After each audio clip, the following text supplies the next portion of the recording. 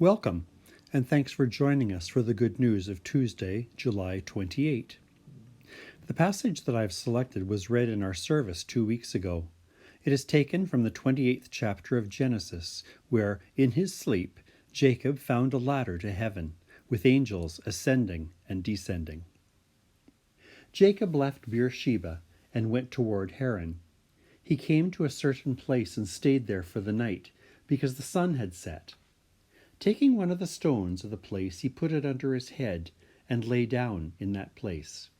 And he dreamed that there was a ladder set up on the earth, the top of it reaching to heaven, and the angels of God were ascending and descending on it. And the Lord stood beside him and said, I am the Lord, the God of Abraham your father, and the God of Isaac.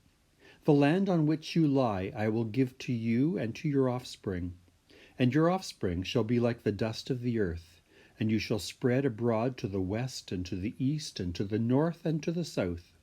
And all the families of the earth shall be blessed in you and in your offspring. Know that I am with you, and will keep you wherever you go, and will bring you back to this land, for I will not leave you until I have done what I have promised you. Then Jacob woke from his sleep and said, Surely the Lord is in this place, and I did not know it. And he was afraid and said, How awesome is this place!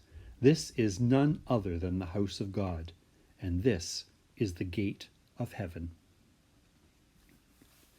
Jacob took a simple stone from the ground and used it as a pillow.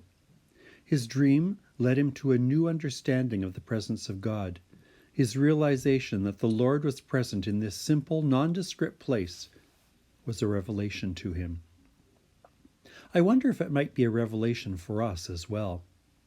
For almost 5 months now, we have tended to lament the fact that we could not worship God in His holy temple, our beloved church buildings. We need to remember that we don't just find God in our churches on Sunday morning, but everywhere around us. How many times have you wandered around town and marveled at God's handiwork? As we think about all the places where we have felt God's presence, we too might be reminded to say, How awesome is this place! This is none other than the house of God, or the gate of heaven. Pause for a moment and think of all the places where you have felt God's presence, perhaps while viewing a sunset over Lake Huron, perhaps while marveling at a scene such as the one I encountered around Fairy Lake, where the perfect image of the trees and the clouds was reflected flawlessly in the still water. Perhaps it was while you were canoeing or hiking. Maybe you found God's presence in a simple bloom of a flower. Perhaps you heard God in the gestures or kindness shown to you by a friend or a stranger, one or more of those people who share your earthly journey. When you pause to look around and put your laments aside, you can find God everywhere.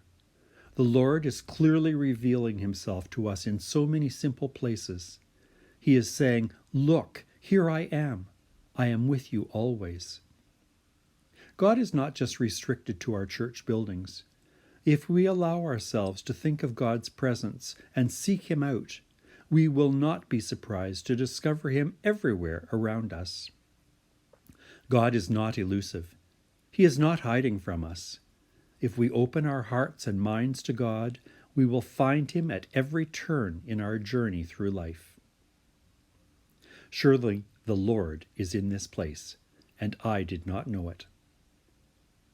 Look for God today. You will not be disappointed.